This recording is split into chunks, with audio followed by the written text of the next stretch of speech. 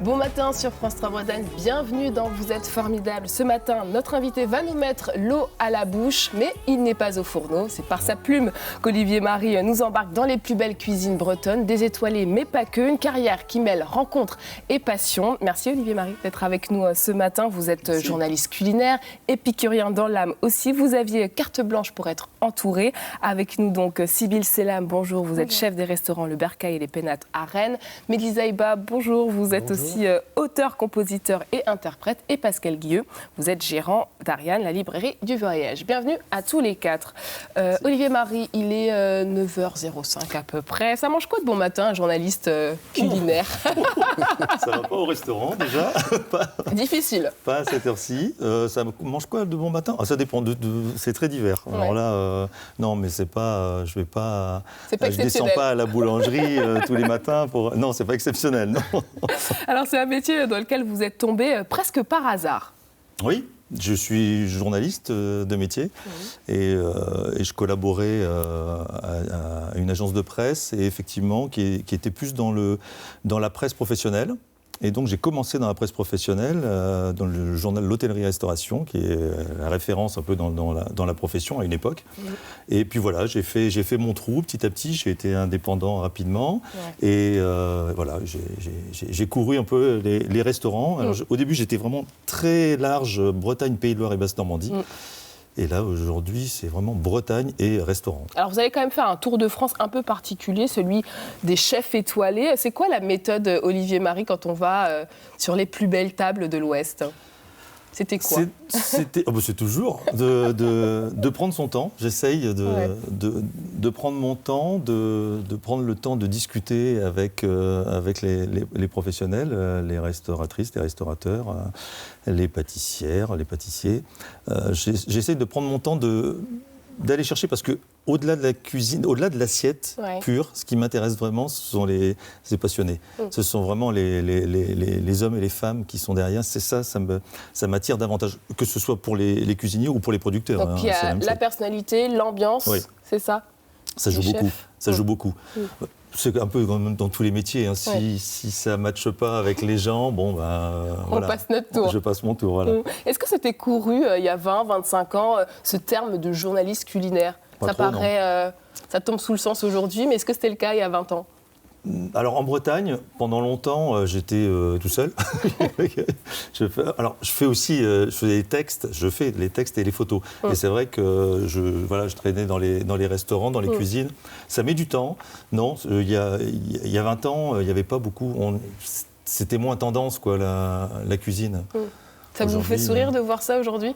Non, tant mieux, c'est bien. Alors, il y a toujours des excès, notamment dans ceux qui vont se croire peut-être critiques. Et je ne suis pas critique culinaire. On va revenir sur ce terme tout à l'heure. Vous avez donc lancé aussi votre blog, site internet Good West, La Bretagne par le goût. Qu'est-ce que vous aviez envie de raconter sur cet espace-là, plus que ce que vous racontez dans vos articles ? À une époque, j'avais beaucoup de contenu, texte et photos, et je me suis dit, je vais me créer un espace de liberté qui était Good West. Voilà, donc j'ai lancé ce site. De plus en plus, de toute façon c'est mon cheminement, j'ai voulu l'axer sur des gens qui sont respectueux, des cuisiniers, des producteurs qui sont respectueux des hommes et de la terre. Alors, c'est pas forcément, loin de là même, des étoilés. Il y a plein de gens qui font un travail formidable. Sybille sera là tout à l'heure pour le raconter, auprès des producteurs, et qui sont respectueux de leurs équipes.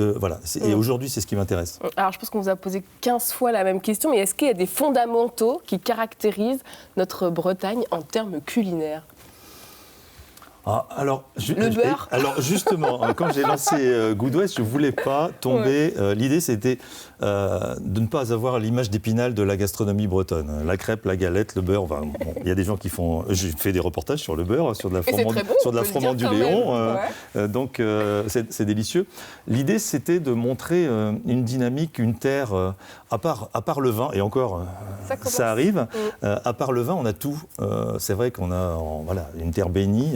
Des dieux pour la gastronomie et avec une dynamique des gens qui sont vraiment passionnés. Donc voilà, moi, c'est vraiment ce que je veux montrer. Il est un peu chauvin, Olivier Marie aussi. À fond, oui. Alors, quand on est journaliste culinaire, on connaît sur le bout des doigts les saisons des récoltes pour chaque légume ou pas ?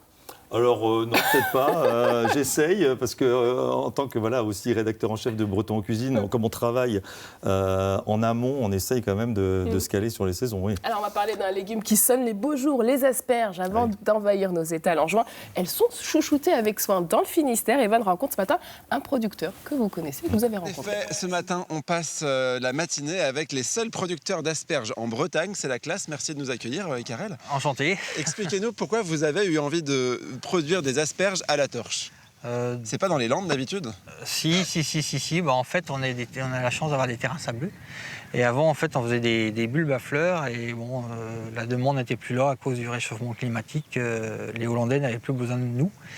Et donc, il a fallu trouver une nouvelle culture. Donc, on est parti avec un petit tiers d'hectare au début. Et puis, on a vu que ça marchait. On a augmenté depuis 10 ans pour arriver aujourd'hui à 15 hectares en récolte et 19 hectares en tout. Ah oui, c'est une belle progression. Oui. En fait, on n'arrive pas à fournir toute la demande.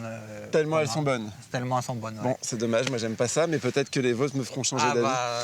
Rien à voir. Alors, l'asperge, c'est un sacré boulot d'anticipation.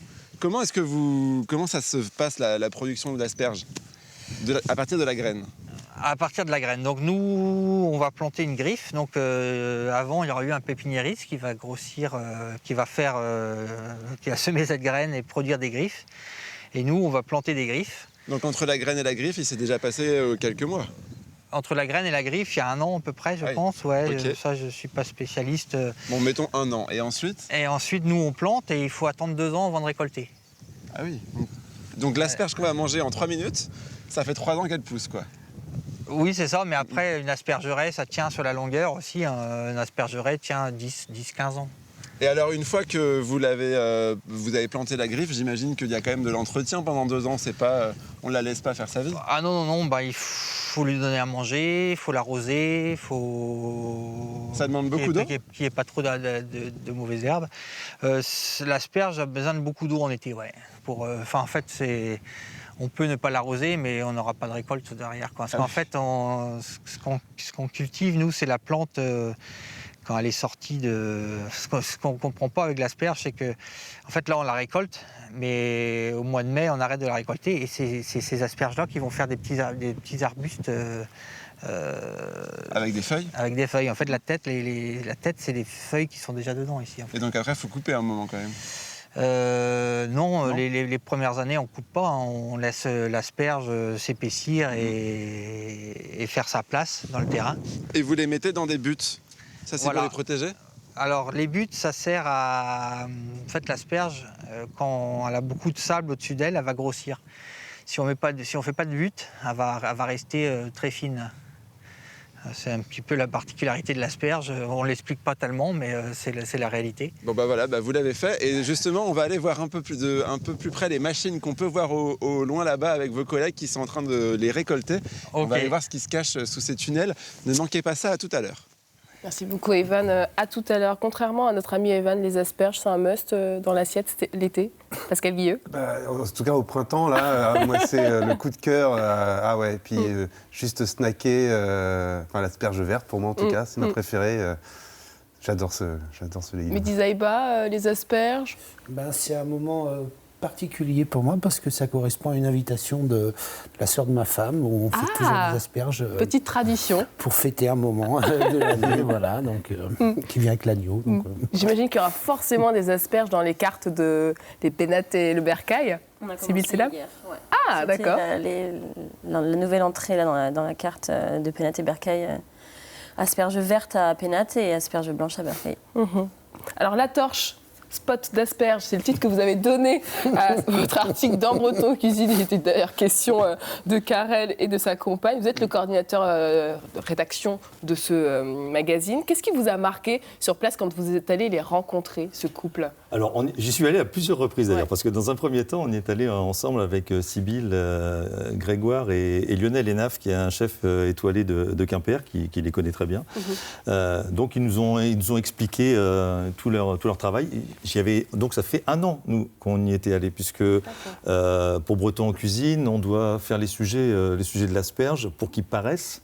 Avec les délais de bouclage, il faut qu'on le fasse 1 an avant. Donc on était allé à la rencontre de cette équipe-là. Et puis effectivement, c'est les seuls en plus à faire de l'asperge, je crois. Je pense que ça commence à arriver, en mais Bretagne. oui, c'est les seuls. Et c'était rigolo. Alors le spot d'asperge, parce qu'effectivement, comme c'est un spot de surf, la torche. Évidemment, on a vu le clin d'œil. Le clin d'œil. Alors ce qui est intéressant aussi dans votre parcours, c'est que vous êtes passé des chefs étoilés, vous vous êtes ouvert aux producteurs, maintenant aux tables en général, celles qui vous plaisent en tout cas. Est-ce que Olivier Marie, aujourd'hui, il est connu comme presque le loup blanc dans les restaurants rennais ? Oui, je pense qu'Olivier, il a une place importante dans la restauration à Rennes, mais pas juste le journaliste, c'est aussi parce qu'il organise des événements, parce qu'il fait vivre la vie gastronomique rennaise plus que juste par les parutions et les mots. Qu'est-ce qu'elles incarnent, ces deux restaurants ? Qu'est-ce qu'ils incarnent, ces deux restaurants, les pénates et le bercail ? Pourquoi avoir choisi Sybille ? Alors, parce que pour moi, ils incarnent cette nouvelle dynamique rennaise. Et ils incarnent le bien manger total. Enfin, franchement, je ne pense pas que sur Rennes, on ait d'autres établissements qui sourcent aussi bien que Bercail et Pénates. Et puis, quand ils sont arrivés, ça fait quoi, 5 ans ou 4 ans ? Ça va faire 5 ans. 5 ans. C'est là que Rennes a pris une nouvelle dynamique aussi, avec d'autres. Mais franchement, ce sont vraiment les porte-drapeaux de ce bien manger. Ils ont leur jardin, ils font plein de choses. Ils essayent plein de choses. Voilà. Ils sont parfois, des fois, un petit peu jusqu'au boutiste, mais c'est ce qu'on aime aussi. Et ils ont raison. C'est ce qu'on aime aussi. Ils bousculent un peu les gens. Et moi, ça, j'adore ça. J'adore ça. Et c'est la fougue. Alors, ils sont jeunes, c'est la fougue de la jeunesse. Et franchement, on a énormément de chance de les avoir. Vous vous considérez comme jusqu'au boutiste, Sybille ? On est conscient d'être un peu jusqu'au boutiste. Sur quoi, par exemple ? Je pense qu'on essaie des choses. On essaie de faire des choses qu'on n'a pas vues ailleurs. Parce qu'il y a des trucs qui... moi, j'ai pas mal d'expérience en restauration, mais dans divers types de restauration. Et on a essayé tous, que ce soit Grégoire et même Pierre et Caroline, nos associés à Pénates. Je pense qu'on essaye tous de prendre tout ce qu'on a trouvé de meilleur dans nos différentes expériences pour le mettre dans nos restos. Et même de compléter ça par des trucs qui, on espère, n'ont jamais été faits. Et du coup, oui, ça emmène qu'on est de tous les côtés, quoi. On fait du potager, on fait de la cuisine, on fait du fromage, on fait des charcuteries. On est souvent avec nos producteurs, on aime ça.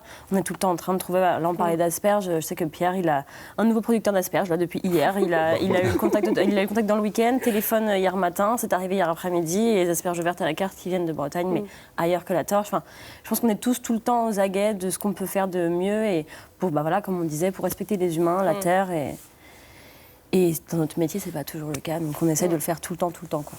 Alors, vous êtes journaliste culinaire, mais vous dites toujours « Attention, je ne suis pas critique culinaire ». Où est-ce que vous faites la différence et pourquoi vous fixez une certaine limite ?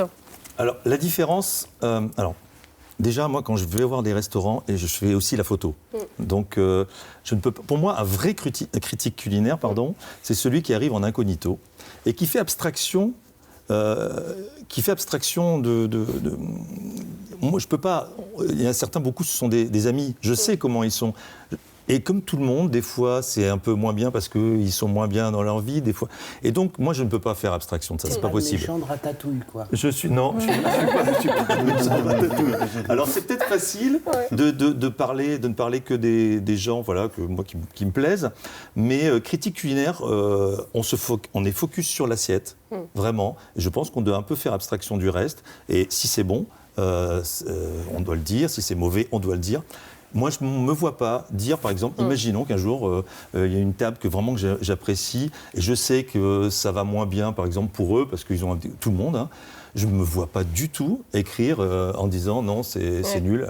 Non, c'est pas. Parce que vous connaissez la personne en tant que telle. C'est ça qui fait la différence. Et je ne peux pas venir incognito. Alors, en faisant les photos, je ne peux pas. Donc, je ne me considère pas comme un critique culinaire. Alors, Sybille le disait tout à l'heure, vous avez participé, cofondé différentes aventures culinaires collectives, le marché à manger, les bouffes rennaises, le festival Goût de Rennes et plein d'autres. Et qu'est-ce qui fait le fil de tout ça pour vous ? Le bien manger. Ouais. C'est, je pense, j'espère en tout cas, ce bien manger et essayer de démocratiser, d'ouvrir au plus grand nombre ce bien manger. Et c'est quoi le bien manger chez Olivier Marie ? Le bien manger, c'est le respect des produits et le respect des hommes. On fait tous les deux avec Sybille partie d'un collectif d'une quinzaine de restaurants et pâtissiers à Rennes qui s'appelle Nourriture, qui est signataire d'un manifeste pour une gastronomie humaine et durable. Voilà, c'est ça. Pour moi, le bien manger, c'est les deux. Je ne me vois pas aller manger dans un restaurant, aussi bonne l'assiette soit-elle, si je sais que derrière, l'équipe est martyrisée. Non, pour moi, ce n'est pas possible. Mais Isabelle, le bien manger, ça vous parle à vous aussi ? Énormément. Ouais. Vous faites attention à ça quand vous allez dans des restaurants ou même dans votre consommation du quotidien ? J'essaye de sourcer les produits comme assez. Ouais. Je suis assez gourmand aussi. Voilà. Cuisine aussi pas mal. Et puis la chance d'échanger avec la famille d'Olivier. C'est toujours un moment particulier, donc oui, je fais attention à ça. Et pour vous, le bien manger, Sybille Selem, il se situe à plusieurs niveaux. C'est pas que les produits, c'est aussi une ambiance, c'est aussi des convictions. Ah bah des convictions, c'est sûr. Je pense que c'est ça, en fait, ce qui nous motive, nous, c'est de pas juste faire bien à manger dans le goût, mais faire correctement nourrir les gens de manière globale. En fait, on essaie juste à chaque moment où on doit prendre une décision pour le restaurant, de le faire de manière à respecter tout, tout. Enfin, ne pas pouvoir se dire ça, c'est bon, c'est nickel. Rentrez dans ma cuisine, regardez tout ce que vous voulez, tout est nickel, on respecte tout le monde, les producteurs, la planète, nos clients. Et puis bien manger. Après, il faut, comme vous disiez, une ambiance. Enfin, on a aussi à cœur de pas être non plus. C'est pas un cours d'écologie non plus, le restaurant. Il faut quand même que ça reste bonne ambiance. On essaie de faire tout ça. Et il y a ceux qui disent parfois que le bien manger, parfois, ça coûte cher. Qu'est-ce qu'on peut leur dire ? Parce qu'il y a une vraie réalité aussi. Tout à fait, parce que, alors là, je pense que Sybille va plus le dire que moi, mais parce que les produits coûtent cher. Certains produits, quand ils sont faits correctement, ça coûte cher. Prenons l'exemple, par exemple, de comment il s'appelle, la Froment du Léon, de Thierry Le Marchand, aux portes de Rennes à passer. Ce sont des produits qui ne sont pas donnés, mais parce qu'il y a un vrai savoir-faire, parce que ce sont des vaches de races anciennes. Voilà. Et donc, c'est un peu normal. Mais en même temps, l'idée, avec le marché à manger, par exemple, à 7 €, et c'est d'inviter des gens qui, j'espère, font bien à manger et d'essayer de démocratiser ce bien manger. Et les chantres du bien manger, ils sont nombreux dans notre région, à l'image de Véronique Carrel, unique producteur breton d'asperges. Peut-être que d'autres arriveront. Evan est allé à leur rencontre ce matin. Alors, on va s'apprêter à récolter l'asperge. C'est un peu comme partir à la recherche d'une pépite d'or, parce que dans ces buts, il y a des asperges disséminées. Déjà, pourquoi est-ce que vous mettez des tunnels ? Donc, on a parlé tout à l'heure du climat breton qui est assez froid. Et donc, là, on a une bâche noire qui réchauffe la butte déjà. Et par-dessus, on a une autre bâche plastique qui, elle, va faire comme une petite serre. D'accord. Et des mini-tunnels, on appelle ça. C'est une nouvelle technique. Et sans ces mini-tunnels, je pense que j'aurais du mal à faire de l'asperge en Bretagne. Ça évite aussi qu'il y ait des mauvaises herbes, j'imagine. La bâche conserve la butte archi propre, mais c'est pas le but premier. En fait, c'est d'avoir une asperge qui soit bien blanche, quoi. Bon, alors, qui ne prend pas la lumière. On va aller voir cette machine qui s'appelle l'asperge spin. C'est vraiment spécialement pour l'asperge, en fait. C'est ça. Donc là, expliquez-nous. Et là, on parlait des petites pépites d'or. Vous voyez, on a juste une petite asperge là qu'il faut aller récolter. Ah oui, il faut avoir l'œil. C'est ça. Et alors, est-ce que c'est fragile l'asperge quand on la récolte? C'est très fragile, ouais. Surtout quand il fait froid. Surtout quand il fait froid, ouais. Donc, attendez, je vous laisse y aller. Donc, ça veut dire qu'il faut être très minutieux.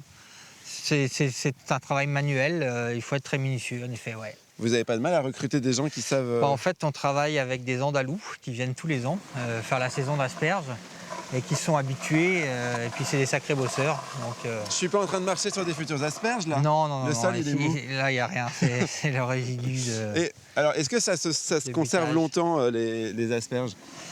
Les asperges, nous, on les met dans l'eau, donc dès qu'elles sont cueillies, on avait vu...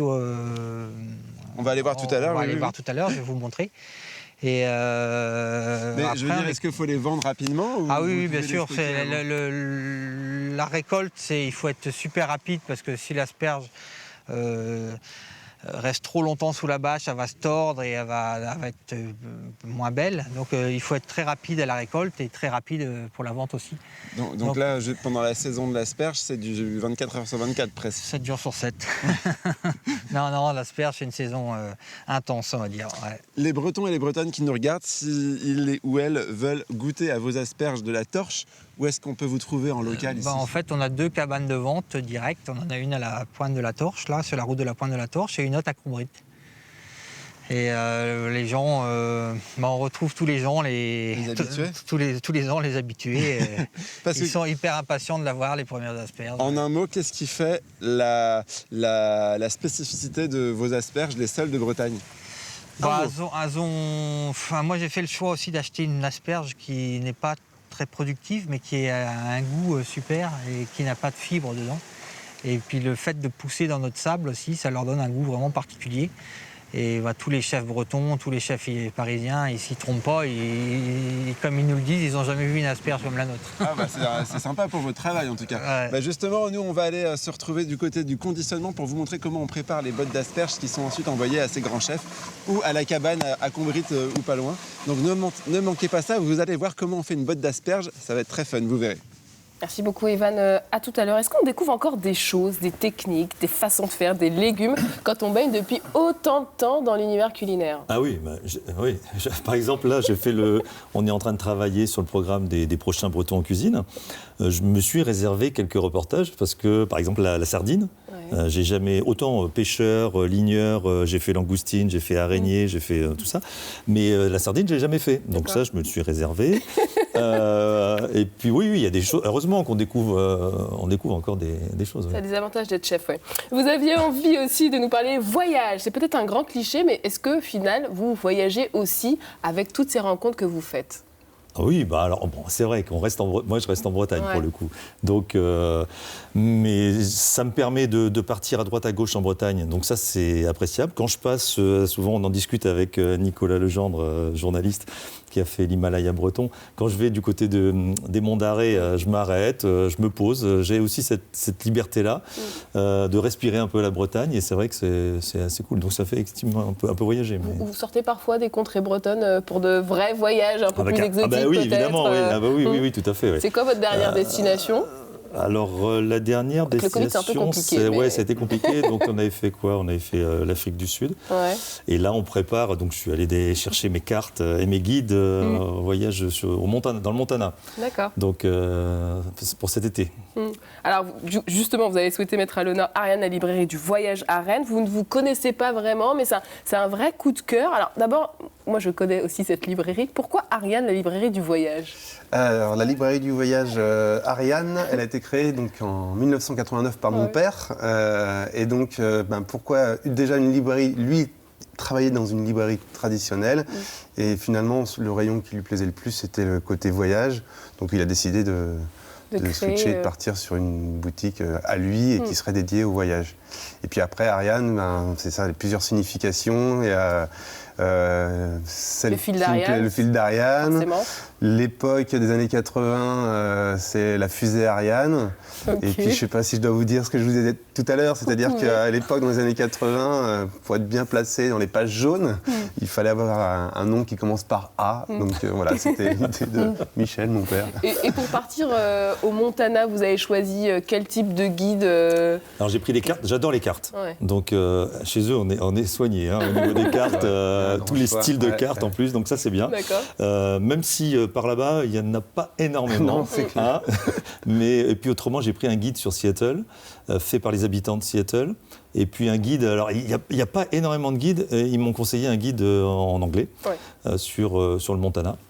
Donc, et on trouve ça que chez eux. C'est vrai que sur la question des guides, on pense forcément au guide du routard ou au Lonely Planet. Quels sont finalement aujourd'hui les guides qui sont un peu originaux, qui nous sortent des adresses bien, pas bien, allez-y. Alors, et en même temps, j'ai envie de dire que ces auteurs, les éditeurs classiques, ils ont aussi compris que le voyageur, il voulait se comporter ailleurs comme si c'était un local, en fait. Et donc, finalement, même aujourd'hui, les collections telles le Routard, le Lonely Planet, le Cartoville de chez Gallimard, ils vont essayer de vous trouver l'adresse qui est aimée des locaux. Comme à Rennes, il faut absolument citer le Bercail, et il faut absolument que les touristes aillent vivre l'expérience du comptoir chez eux. Donc, les éditeurs classiques ont bien cerné qu'il fallait chercher vraiment les petites adresses atypiques et des locaux. Et puis on a aussi des guides de voyage qui vont tenter, alors on appelle ça maintenant les expériences. Il y a un éditeur qui s'appelle Jongles qui fait les expériences à New York, 30 expériences à Venise. Et donc on vous embarque dans un café secret, dans une bibliothèque qui est peu connue mais qui mérite d'être vue. Et puis des dictionnaires insolites aussi, cet éditeur Cosmopole qui va vous parler d'un lieu en parlant des us et coutumes, de l'attrait culinaire, des notions d'histoire. Il y a une vraie diversité aujourd'hui des guides de voyage. En fait, ce que je voulais dire, c'est que les éditeurs vont aussi chercher maintenant, vont parler de l'inspiration, l'inspiration voyage. Donc on a eu ça notamment avec le Covid.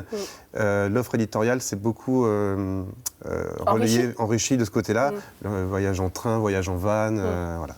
Vous êtes de ceux qui se documentent à fond quand ils partent en voyage? Ah oui. Ouais. Ah oui. Vous adorez et puis ça, à la maison, c'est moi qui le fais. Pour le coup, j'adore ça. Et vous fléchez déjà aussi les restos à faire, les gastros aussi à faire, ça fait partie des... Le dernier voyage, en l'occurrence, c'était à Londres. On essaye d'aller régulièrement à Londres. Et là, c'était très gastro. Là, j'avais pris les restaurants. On en a fait 14 en 10 jours. Donc, c'était très gastro. Ah oui, c'était un rythme effréné. D'accord. Est-ce qu'il existe des guides de voyage culinaires? C'est des choses qui peuvent exister ou qui s'en approchent? Oui, alors il y a eu plusieurs tentatives, notamment une collection qui s'appelait Le Goût, Le Goût de Bruxelles, mais qui n'existe plus, qui était une super collection coup de cœur, mais qui n'avait pas pris finalement. Elle vient après les classiques guides, donc on n'achète pas non plus 5-6 guides. Mais on sent que l'effort est fait des éditeurs pour aller vers cette démarche culinaire, et pas seulement les restos, mais aussi où se trouvent les marchés, la street food qui prend de plus en plus d'ampleur. C'est aussi mentionné dans les guides. Alors, on va faire maintenant un petit voyage musical. Vous avez souhaité avoir à vos côtés un ami, donc Mehdi Zaiba. Petit clin d'œil. On va écouter d'abord, pour savoir où on met les pieds, un extrait de votre morceau Seul à la mer, dernier morceau sorti en septembre dernier. Les premiers ouragans, les embrouilles, les désagréments. Je veux pas être seul tout devant, tu sais, ça fait boum, ça fait mal, ça fait ouïe, ça fait aïe, ça fait flan, ça fait pas, ça déroule, mais c'est pas cool. Je veux pas être seul à la mer, pas seul à la mer, je veux du sunshine devant. Je suis parti seul à la mer, pas seul à la mer. Je suis parti seul à la mer. Voilà pour cet extrait de Seul à la mer. Ça parle un peu de voyage aussi, finalement, Mehdi Zaiba. Dans tout ce que vous racontez, je me retrouve dans les voyages. Moi, j'aime beaucoup les histoires de découverte, de peuplement. Je me retrouve aussi dans les propos de Sybille qui parlait de alors je ne sais pas si c'est le bon mot, mais d'avoir une vision sur tout quand on arrive à l'assiette du produit jusqu'au truc final. Et c'est aussi un peu ça, je pense, un musicien moderne, il a besoin un petit peu de maîtriser complètement l'outil et tout le processus. Et puis dans les histoires d'hommes d'Olivier qui raconte, je me retrouve énormément. Ouais, vous connaissez depuis longtemps. C'est quoi le style Mehdi Zaiba en fait? Parce que j'ai écouté d'autres morceaux qui n'ont rien à voir, qui sont complètement dans d'autres styles. C'est quoi le style de Mehdi Zaiba? Alors moi, je ne vais pas les répondre à cette question, je vais le laisser. Qu'est-ce que vous aimez peut-être? Ce que j'aime, alors déjà, j'adore cette musique, c'est l'extrait qu'on vient d'entendre, j'adore cette chanson. Je me la mettais dans la voiture pour aller justement pour voyager en Bretagne. J'adore sa voix, j'aime beaucoup la voix, les paroles. Alors parfois, je ne comprends pas tout, donc c'est bien, ça me laisse un peu dans un univers. Et puis, je l'ai vu en concert à Rennes, il y a des chansons engagées, il y a des chansons fortes sur l'esclavage, sur des choses comme ça. Et pour le coup, ça c'est intéressant. C'est l'histoire aussi d'une rencontre entre vous deux. Vous avez pas mal de passions communes. Alors, la cuisine, évidemment. J'ai une rencontre qui se fait avec le temps. Olivier est quand même assez pudique finalement. Et puis on découvre petit à petit que c'est une star quand on le connaît, entre guillemets. Voilà. Non. Et une passion pour la musique, une passion pour les hommes, pour passer des bons moments, pour les discussions autour de sujets divers et variés, et évidemment la musique. Et pour revenir sur pas de style comme style, effectivement, on me dit toujours tiens, c'est quoi ton style? Mais j'aime aller au gré de ce que j'ai envie de vivre, et comme j'ai envie de raconter mes histoires et des histoires des autres, elles ne sont jamais les mêmes. Donc là, je traverse un moment un petit peu plus peut-être électropop, mais j'ai envie de retourner à des racines plus tard, peut-être plus acoustiques, du fait de mon ancrage très fort à l'île de la Réunion. Voilà, vous êtes libre, et vous vous laissez porter. Voilà, une phrase que disait Bruce Lee dans son Tao du Jeet Kune Do, c'est pas de style comme style, et moi ça me plaît ça. Voilà. Et je me demandais, quand on se retrouve tous les deux, un bon repas entre amis, c'est quoi chez vous? C'est des fruits de mer? Alors ça peut être des fruits de mer. Et c'est qui cuisine? Parce qu'on ne vous a pas posé la question. Est-ce que vous aimez cuisiner, au fond, Olivier Marie? Ah, moi, pardon, c'est quoi, je vais me tourner vers lui. Est-ce que je cuisine? Alors c'est light, je cuisine, mais je fais pas des plats à l'assiette parce que à chaque fois que ça arrive sur table, c'est froid, ça m'énerve. Je m'énerve facilement quand je réussis pas, donc je fais des choses assez simples. D'accord, simple, mais bon. J'espère en tout cas. Allez, on part jeter un dernier coup d'œil du côté de la Torchevan. Nous attend en compagnie de Karel, seul producteur d'asperges en Bretagne. Bon alors Karel, on se retrouve pour la dernière étape de la vie de nos asperges, avant d'arriver dans nos assiettes évidemment. C'est la coupe, le calibrage. On les voit là, elles sortent du champ. C'est ça. Expliquez-nous les différentes étapes, celles qui sont en train de se dérouler sous nos yeux. Donc on les récolte dans l'eau, les asperges. Là on ne voit pas parce qu'il y en a beaucoup, mais il y a de l'eau en dessous.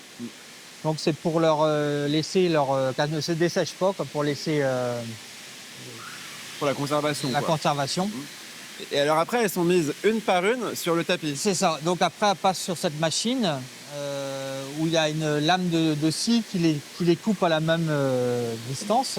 Parce que pourquoi est-ce qu'on les coupe? Elles n'ont pas toutes la même taille si elles ont le même âge, si elles ont toutes été.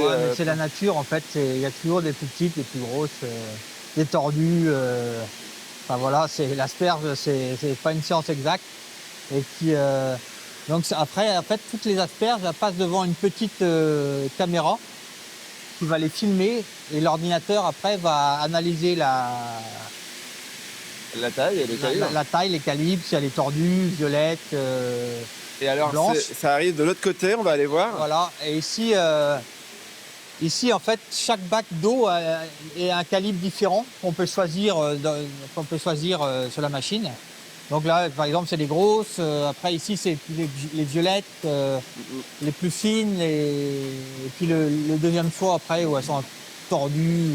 Et après, vous les envoyez dans différents canaux de distribution, quoi. Donc, en fait, tout ça, ça va partir après au conditionnement. Alors, on y va justement au conditionnement. Allez, on y va alors. Et donc, où est-ce que vous pouvez les envoyer, par exemple? Nous, on a des restaurants avec qui on travaille. On travaille beaucoup avec des grandes tables en Bretagne, sur Paris. D'accord. Donc, on commence le conditionnement avec les restaurants, en fait, parce que c'est toutes les plus belles, en fait, qu'on récupère. Ah oui. Et après, on les envoie comme des Mais c'est Ça génial. part avec la marée, en fait, parce que c'est le même circuit, c'est du très frais. Donc, les asperges sont récoltées le matin et elles sont livrées dans la nuit. Et ça, c'est la machine pour faire des bottes. Ça, c'est... Pas la On machine, fait des bottes comme ça, ouais. C'est artisanal, mais ça marche bien. C'est ce que j'allais dire. En fait, on se rend pas compte quand on achète nos asperges, c'est que c'est hyper artisanal. Parce que là, on les voyait, elles étaient mises une par une. Là, les bottes, elles sont faites à la main. C'est ce qui explique un peu le prix de l'asperge aussi. Surtout en début de saison où il n'y en a pas beaucoup. Mais c'est beaucoup de main-d'œuvre, l'asperge. Bon, c'est dommage que j'aime pas ça. Vous n'avez pas une petite technique pour faire apprécier les asperges à quelqu'un qui n'en est pas fan à la base? Nous, on adore les prendre à l'apéro, par exemple. Cru avec une petite sauce, c'est délicieux. Bon, j'essaierai, je resterai à l'apéro alors chez vous. Je m'invite. Allez, bonne journée. Merci beaucoup, Evan. À demain. Alors, c'est pas tout à fait l'apéro ici, mais profitez bien. Olivier Marie, dans votre travail de journaliste, vous accordez aussi énormément de place à la photo, à l'image. C'est votre côté créatif qui ressort. Je ne sais pas si c'est mon côté créatif. J'ai toujours fait les deux. Donc, parfois, j'aime faire plein de choses, moi. Donc, parfois, je me pose avec un appareil photo et ça montre, enfin voilà, que je pense que l'un va pas sans l'autre. Quand on fait du reportage, évidemment, ça donne une autre dimension. Des fois, je le fais en noir et blanc, des fois en couleur. Et ce que j'aime bien, c'est montrer un peu les à côté en cuisine, ou alors je me rappelle, j'ai publié il n'y a pas si longtemps que ça un reportage quand ils ont fait du cidre de garage. J'avais titré ça dans Rennes, et j'ai une photo de Sybille qui était en train de soulever le truc comme ça, elle n'en pouvait plus, elle avait une tête. Et voilà. Et là, j'ai pris juste là, c'était assez rigolo, et de casser un peu l'image, un peu. Et puis il y a ces photos aussi très esthétiques. Alors là, oui, c'est avec le Champ du Blé, qui est un super boulanger et qui élève des Nantaises à Parthenay de Bretagne. J'ai adoré. Je trouve que toi, quand tu as quand même un truc pour faire transpirer l'amour de la matière dans tes photos, à chaque fois. Et quel regard vous portez sur... Parce qu'aujourd'hui, finalement, la cuisine, c'est partout sur les réseaux sociaux. Je crois qu'on clique davantage sur une photo de cuisine que sur une information de journaliste. Quel regard vous portez là-dessus avec toutes ces émissions télé? Enfin, la cuisine a vraiment pris une place dans la sphère publique et on adore ça, nous, les Français. Bah oui, donc je pense que c'est culturel. Les gens aiment bien la cuisine. Après, alors par exemple, parlons d'un point de vue professionnel. Il y a une différence entre des photographes qui font du reportage et des journalistes et de faire une photo comme ça sur Instagram. C'est pas du tout le même travail. Il faut prendre son temps quand être journaliste. Puis photographe et journaliste, c'est un vrai travail. Après, tant mieux si ça peut mettre en valeur, la gastronomie. Si c'est pour tout niveler au même niveau, je suis moins d'accord. Mais parce que si on prend une photo de burger et on dit que c'est aussi bon qu'un plat de chez Bercail, ça me pose un problème. Donc c'est peut-être ça le risque. Alors, ils parlaient tous de Bercail, je crois qu'ils connaissent tous, mais pour les téléspectateurs qui nous regardent, Bercail, c'est quoi? C'est quoi le concept? Bercail, c'est un restaurant qui est dans vraiment le centre-ville de Rennes, dans une petite rue pavée qui est entre le parc du Tabor et la place Hoche. Et donc c'est un restaurant que j'ai ouvert avec mon compagnon Grégoire il y a bientôt 5 ans, en 2017. C'est le premier d'ailleurs. Les Pénates, c'est arrivé après. Les Pénates, c'est arrivé il y a 2 ans. Un peu plus de 2 ans. Et du coup, à Bercail, on voulait réussir à offrir le meilleur à un prix abordable. Et pour ça, on a décidé de ne pas faire de gaspillage. C'est aussi bon pour l'écologie en plus. Et donc, on a imposé le menu. Donc, c'est un menu unique. Dégustation, parce qu'on n'arrive pas à se concentrer sur 4 plats, c'est pas assez. Donc, on en met, en l'occurrence, à peu près, c'est entre 7 et 8 en ce moment. Et du coup, forcément, 2 saisons qui changent toutes les semaines et à l'aveugle aussi. Donc les gens ne savent pas ce qu'ils mangent quand ils viennent chez nous. C'est ça que je voulais que vous me disiez. Voilà. Alors on demande les allergies, les intolérances, des choses que quelqu'un ne peut pas manger, des traumatismes liés à la cantine, il n'y a pas de souci. On les prend en compte. On est très ouverts. Voilà. Et après, ça nous permet vraiment de faire zéro gaspillage, d'avoir des prix qui correspondent vraiment à ce que nous on met dans l'assiette et de se faire plaisir à nous aussi. Là, dans un menu qui est à 67 € maintenant. On a aussi un menu étudiant. Depuis 2 mois, je crois, on l'a mis en place. Il est à 20 € de moins que... Enfin, c'est pas un menu, c'est un tarif étudiant. C'est le même menu, mais un tarif de 20 € de moins. Parce qu'on augmente les prix. Avec les années, on n'a pas le choix. Tout augmente. Mais on ne veut pas se priver d'une certaine clientèle parce qu'on est content d'avoir une clientèle très très large avec différents âges et d'origines différentes. Du coup, voilà, on a le menu étudiant, enfin, le tarif étudiant. Et donc, du coup, voilà, cette façon de faire nous permet vraiment à la fois mettre de la langoustine dans un menu à moins de 70 €. Il nous reste 30 secondes avant la fin de cette émission. Si vous deviez nous emmener déjeuner ce midi quelque part, Olivier Marie, tous les 5, vous nous emmèneriez pas au Bercail parce que c'est de la triche. Elle sera d'accord. Bon, je vous amène au bord de la mer à Portivy. Qui est pour moi peut-être le meilleur restaurant de Bretagne. Je pense qu'elle n'est pas loin d'être d'accord avec moi. Chez Hervé Hervé et Catherine Bourdon au Petit Hôtel du Grand Large. Et on y mange quoi là-bas ? Et on y mange sa cuisine, qui est très personnelle. Il a ses jardins, ils font pousser de la vigne. D'ailleurs, on va faire un reportage en Breton en cuisine bientôt. Merci beaucoup Olivier. Marie, j'ai faim maintenant. Et pourtant, c'est pas encore tout à fait l'heure de manger. Merci à tous d'avoir été avec nous. C'est l'heure de la petite photo de fin d'émission. C'est la petite tradition. Merci à vous qui nous regardez depuis chez vous. Très bonne journée sur France 3. J'ai faim. Hop là, petite photo, ouais. Un petit trombinoscope. Non, juste décalez-vous un petit peu. C'est prêt. C'est moi qui prends la photo, mais je suis moins bonne que vous.